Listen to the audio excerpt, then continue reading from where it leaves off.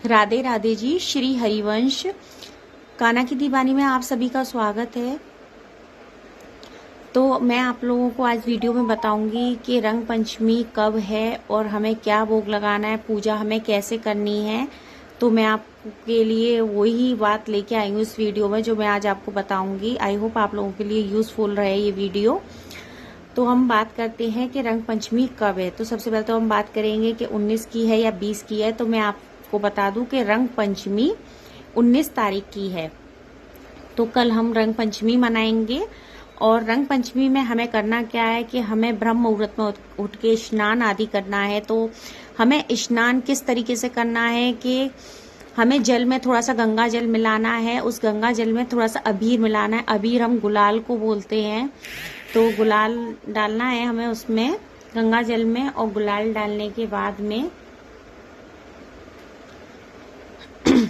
हम स्नान करेंगे। और स्नान करने के बाद में हम संकल्प लेंगे। जैसे आपके यहाँ जुगर किशोर हैं, लड्डू लाडली हैं, या आपके यहाँ आप किसी भी देवी देवता की आप जैसे पूजा करते हैं तो आप उनसे भी संकल्प ले सकते हैं। शिव जी से संकल्प ले सकते हैं। सबसे पहले आपको संकल्प लेना है। संकल्प में ये लेना है आपको कि जैसे कि आपने बोला कि लक्ष्मी नारायण है या हमारे जुगल सरकार हैं या लड्डू लाडली हैं, तो आपको बोलना है कि आज रंग पंचमी है तो मैं प्रभु आपके साथ में होली खेलूंगा या खेलूंगी, इस तरीके से।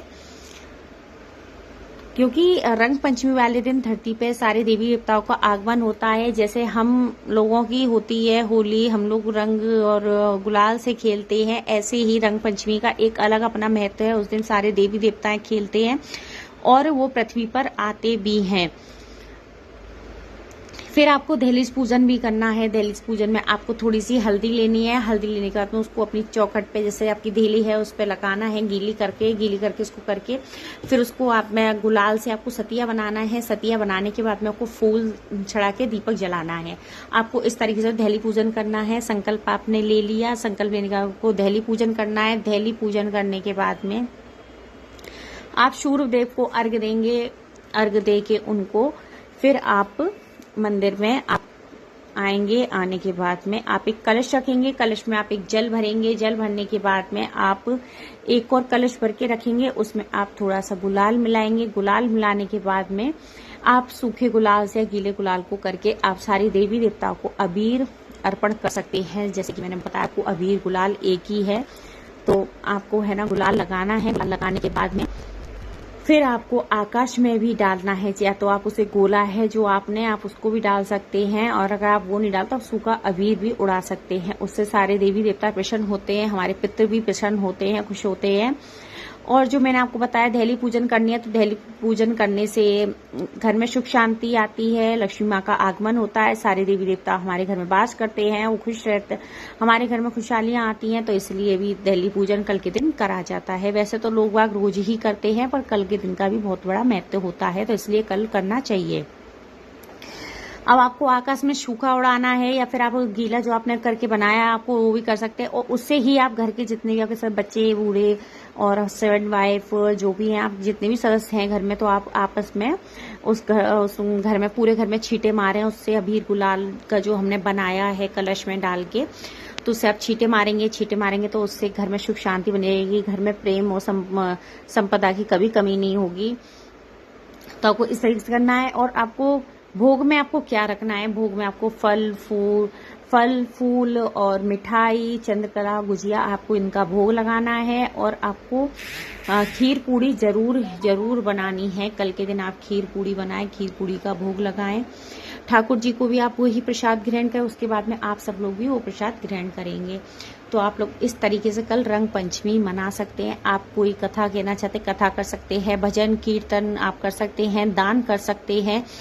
आप कल ये सारी चीजें कर सकते हैं। आप अपनी माता रानी जैसे कुलदेवी होते हैं, आप उनके साथ में भी होली खेल सकते हैं कल के दिन। आप क्योंकि जैसे होली का त्योहार होता है तो उस पर खेलते, तो होली के बाद में ही आती है जी रंग पंचमी। तो रंग पंचमी पे भी सारे देवी देवता होली खेलते हैं, तो उससे हम लोग भी अपने प्रभु के साथ में हम भी होली खेलते हैं। तो इस तरीके से आपको होली रंग पंचमी का पर्व मनाना है। तो वैसे तो हम होली से पहले से ही जैसे प्रभु के साथ में हम अपने खेलते हैं, अपने लड्डू लड्डू के साथ में होली खेलते हैं, लेकिन रंग पंचमी पे लास्ट और आखिरी होली होती है, इस पे समापन हो जाता है। तो रंग पंचमी पे होली जरूर खेलनी है अपने भगवान के साथ में, प्रभु के साथ में।